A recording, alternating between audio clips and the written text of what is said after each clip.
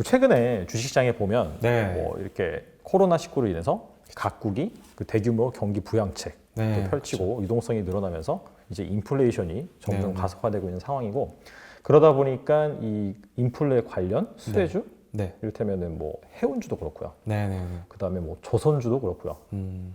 그래서 뭐 증시에서는 특히나 HMM이 지금 네네. 엄청나게 오르고 있거든요. 네. 올해 들어서만 거의 한 4배 정도 오른 것 같더라고요. 4배나 올랐나요? 네, 거의 그 정도, 저가 대비로 하면 거의 그 정도 오른 것 같아요, 진짜.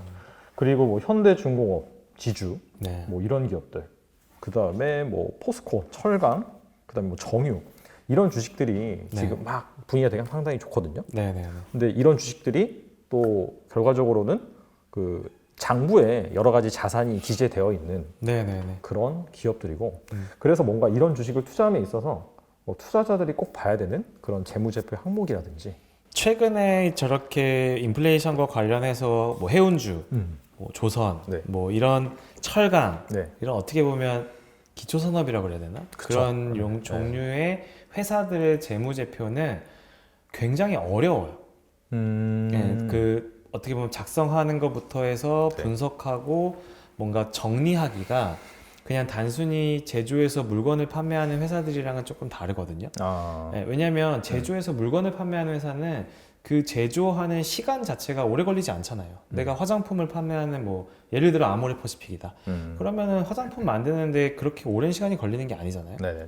그냥 만들어서 팔고 하는 게 재무제표에 쭉 정리되어 있는데 지금 말씀하신 뭐 예를 들어 조선주 같은 경우 조선 해운 건설이 거기에 해당되겠네요. 그쵸 다 시간 되게 조선 오래 해운- 걸리는 거.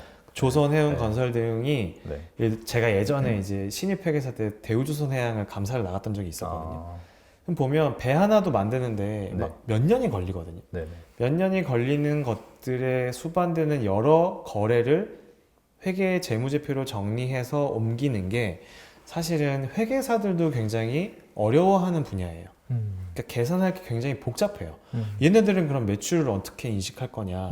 매출은 그나마 좀 쉬운 편이고 얘네 뭐 배를 만드는데 투입되는 원가를 어떻게 산정해서 할 것이냐? 라는 게 긴 시간을 두고 재무제표를 만들어야 되는데 사실 우리가 보는 공시되는 재무제표는 분기별 네. 3개월 단위로 나오는 거잖아요. 네네. 이 3개월 안에 대우조선해양이든 어떤 이런 조선, 해운, 건설되는 회사들은 보통 5년, 10년을 보고 비즈니스를 하는 거잖아요. 야, 우리 앞으로 5년은 이렇게 하는데 3개월 안에 이걸 다 담아야 돼요. 어떻게든지. 왜냐하면은 하나 수주를 따내면 한 3년 동안 나갈 비용들이 확정이 되잖아요. 그럼 그런 게 재무제표에 다 들어와야 되거든요. 이게 나가 부채로도 되고 또는 반대 사이드는 앞으로 벌 돈들도 수익처럼 인식을 해야 되고 자산처럼.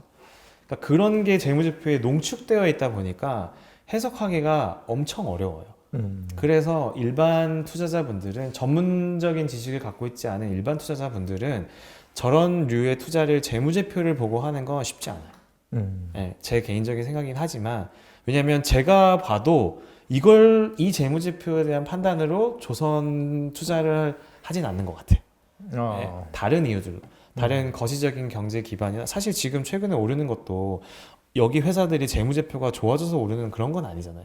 앞으로 좋아지겠다라는 기대감인 거고 그런 기대감은 전반적인 거시 경제 상황이나 현재 통화량이나 이런 국가 부양책과 연결된 흐름인 거지 재무제표로는 별로 보지 않아도 되지 않을까 싶은 거고 그나마 한 가지 유의해야 되는 거 이거는 보셔야 되겠네요. 네네. 이거는 네.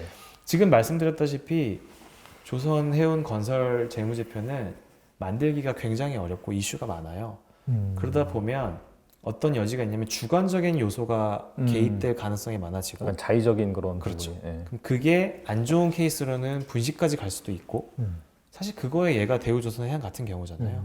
그것도 그런 여러 가지 주관적인 요소가 있다 보니 분식이 발생할 여지가 많았던 거여서 분식회계인지 아닌지를 판단할 수 있는 정도로 재무제표를 보셔야 되는데 이거 되게 어려워. 그게 어렵잖아요. 그래서 이제 유일하게 보셔야 되는 게 네. 이제 그런 이익 지표들과 현금 흐름의 차이 정도는. 아, 예, 그래서 한 줄 요약하면 재무제표는 이런 류의 재무제표에서 보실 때가 현금 흐름인 것 같아요. 왜냐하면 이익단은 좋게 보이게 만들 수 있는 여러 가지 스킬들이 있는데 또는 주관적인 평가 요소가 있는데 현금 흐름은 거짓말 할 수가 없잖아요. 그쵸. 예, 뭐 현금 얼마 벌었다, 유입됐다, 현금이 얼마큼 나갔다인데 대우조선해양 같은 경우도 한창 분식했을 때 이익은 나쁘지 않았어요.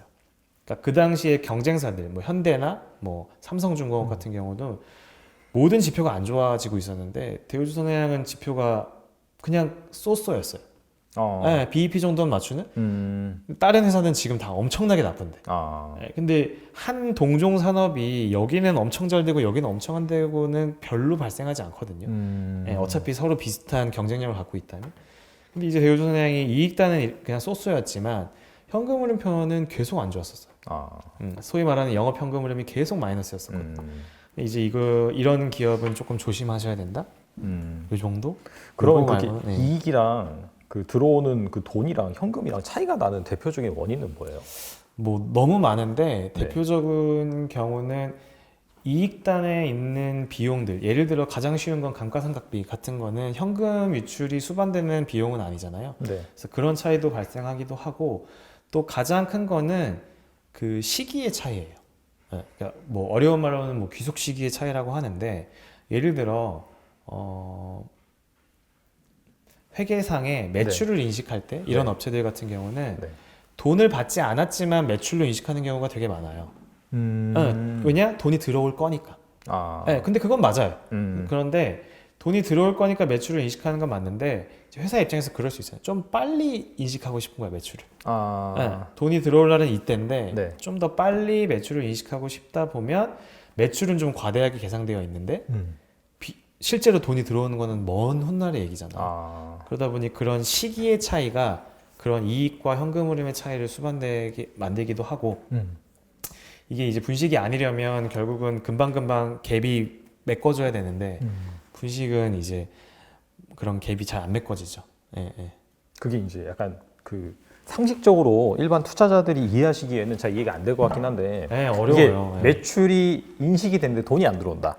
그게 뭐 그런 거죠. 아까 말씀하신 것처럼 배 하나를 만드는데 최소한 몇 년이 걸리고 그러다 보면은 사실 그 배를 만드는 과정에 있어서 만약에 일반적인 제조업 관점에서 매출을 인식하면 팔리면은 인식이 되는 거잖아요. 그렇죠. 근데 이거는 뭐 2, 3년에 걸쳐서 뭐 몇 개씩 팔리고 그런 거다 보니까 맞아요. 그러니까 진행률 방식으로 맞아요. 매출을 인식을 하는 거죠. 네네네. 예를 들어서 뭐 한 20% 정도 맞아요. 공사를 완공을 했다라고 하면은 그냥 수주 금액에서 네. 20%의 매출을 인식을 하는 거죠. 네, 맞아요. 특히 이런 지금 말씀해주신 최근에 이제 오르고 있는 상장 주식 같은 경우는 다 IFRS를 적용하고, IFRS는 지금 말씀하신 매출, 즉 수익 인식이라는 규정 기준서가 엄청 많아요. 거기에 이제 말씀하신 진행률 같은 것도 있고, 근데 진행률이라고 해봐야 얼마나 주관적이에요. 야, 우리가 지금 막 몇 천억 단위, 조 단위 수주를 하잖아요. 야, 우리가 1조짜리 공사를 따냈어. 근데 우리 한 20%는 진척됐거든? 그러니까 2천억 매출 인식할게. 이런 해석이 가능한 거거든요. 물론 이렇게 심플하진 않죠. 그러니까 회사는 20%라고 주장하려면 20%에 수반되는 여러 가지 백데이터들이 있어야겠지만 이렇게 그런 걸 바탕으로 매출이 인식되다 보니 조금 해석하기에 따라 재무제표 지표가 휙휙 달라질 수가 있어요. 뭐 이렇게 보면 되게 유동성이 높아 보이는 회사인데 사실은 그게 아닐 수도 있고, 그러다 보니 그런 것까지 판단해서 투자하는 게 쉽진 않잖아요. 그래서 만약 이런 쪽의 섹터에 투자를 하신다면 재무제표는 딱 한 가지 목적이 있는 것 같아요. 정말 안정성이 확실히 담보된 건가. 그러니까 내가 투자를 하겠다라고 하면 뭐 몇 가지 이유가 있을 거잖아요. 뭐 한 5가지 이유가 있어. 근데 그럼에도 불구하고 이 회사가 진짜 엄청난 리스크를 안고 있는 건 아닐까? 뭐 예를 들어 내년에 뭐 수천억짜리 빚을 갚아야 된다든가, 근데 회사 돈은 별로 없다든가, 또는 뭐 실제로 뭐 회사가 갖고 있는 상환해야 되는 리스크, 또 뭐가 될 수 있지? 아니면 아까 말씀드렸듯이 뭔가 재무지표는 나쁘지 않은데 현금 흐름에 큰 문제가 있다거나 하는 것들 정도만 재무제표에서는 파악하시면 될 것 같고, 근데 지금 최근 저런 주식들이 오르는 건 재무지표가 좋고 나쁘고의 문제는 아니고, 이제 결국은 뭐 주식에서 흔히 얘기하는 미래 장밋빛 기대감이 선 반영된 거라고 저는 생각해요. 실제로도 좋아지겠죠, 저쪽은. 그리고 이제 질문을 드리다 보니까 궁금한 게 하나 생겼어요. 이게 한 2019년부터 그랬던 것 같은데, 이게 외부 감사법이라고 하나요? 이게 강화됐잖아요. 뭐 신외관법 이렇게 가지고 그쵸. 좀 강화. 그래서 그게 이제 딱 마련이 된 이유로는 약간 그 감사 보고서 관련해서 네. 그 감사 의견이 네. 약간 좀 한정이라든지 네. 뭐 의견 거절이라든지 네. 이런 이슈가 좀 많아지는 것 같더라고요. 그래서 사실 거의 그것 때문에 뭔가 그 결산 시즌에 네. 문제가 되는 기업의 수가 2배 정도 는 것 같아요. 맞아요.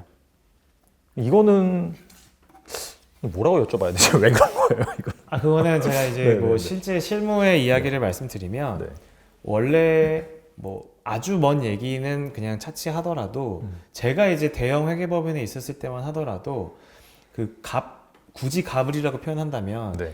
회계 감사를 받아야 되는 회사가 네. 우리 회사 회계 감사 해주세요라고 회계법인한테 요청하면서 이제 돈을 주는 소위 말하면 갑이잖아요. 네네네. 네. 그러다 보니 회계법인에서 정말 대놓고 좀 감사하기가 어려운 환경이 있었어요. 근데 이제 그러면 안 되잖아요. 그쵸. 왜냐면 감사를 하는 게 왜 하냐면 이 회사가 똑바로 된 정보를 사람들한테 공시하는 걸 너네가 중간에서 검사해라라는 건데 중간에서 검사하는 사람들이 그 회사의 눈치를 봐야 되는 상황이 오면 검사를 똑바로 못 하니까 그래서 감사법이 많이 바뀐 거예요. 어떻게 보면 회계법인 유리하게 바뀐 거죠. 네, 회계법인 유리하게 바뀌면서 소위 말해 최근에는 회계법인의 그런 목소리가 좀 커졌어요. 예전에는 예를 들어 뭐 한 20개 자료를 요청했어요. 근데 회사가 뭐 한 10개만 주고 10개는 막 그냥 뭉개려고 하는 거예요. 그러면 이제 짜증 나잖아요. 근데 뭐 어찌저찌 그냥 흘러가요. 요즘에는 환경이 그런 환경이 아니다 보니까 예를 들어 회계법인이 너무 세게 감사를 하더라도 감사인을 교체하는 게 쉽지 않거든요. 회계사들도 마음대로 감사하는 거예요. 나 이거 못 주면 감사보고서 못 내. 줘. 그래서 한정, 뭐 부적정 의견 거절 이런 것들이 조금씩 늘어나는 약간 뭐 대기업이나 누구나 아는 기업에서도 이런 게 가끔 나오더라고요. 작년인가 재작년인가는 아시아나도 있었어요. 맞아요. 아시아나도 있었어서 결국은 아시아나가 그냥 수용했잖아요. 그게 이제 아까 같은 주관적인 회계 처리 요소들이 이렇게 하냐 이렇게 하냐에 따라서 이익이 엄청나게 차이가 많이 나요. 이익뿐만이 아니라 여러 가지 재무 비율들이. 그러면 회사는 당연히 자기 주식의 가치를 지키고 싶기 때문에 본인들 좋은 쪽으로 해석하려고 하는 거고, 또 회계법인 회계사들은 더 원칙주의잖아요. 그러다 보니까 싸우는데, 그때는 최근의 분위기는 이제 회계법인의 이야기를 회사에서 만약에 거부하면 감사보고서 자체가 뭐 한정, 뭐 부적정 이렇게 나가버릴 가능성이 예전보다 늘어나서 반대로 투자자들은 약간 좀 안 좋은 것 같고. 안 좋죠.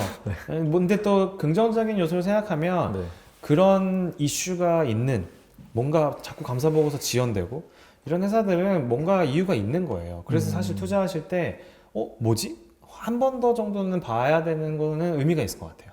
실제로 진짜 좋은 회사들 이것저것 다 깔끔하게 가는 회사들은 정상적으로 나오거든요. 그러면 혹시 이렇게 약간 좀 그런 자의적인 게 개입이 돼서 뭔가 감사를 할 때 문제가 생길 만한 그런 기업, 업종 그런 게 혹시 있을까요? 좀 조심해야 되는 투자자 입장에서는. 조심해야 되는 투자자 입장에서요. 뭐 잘 아시겠지만 바이오.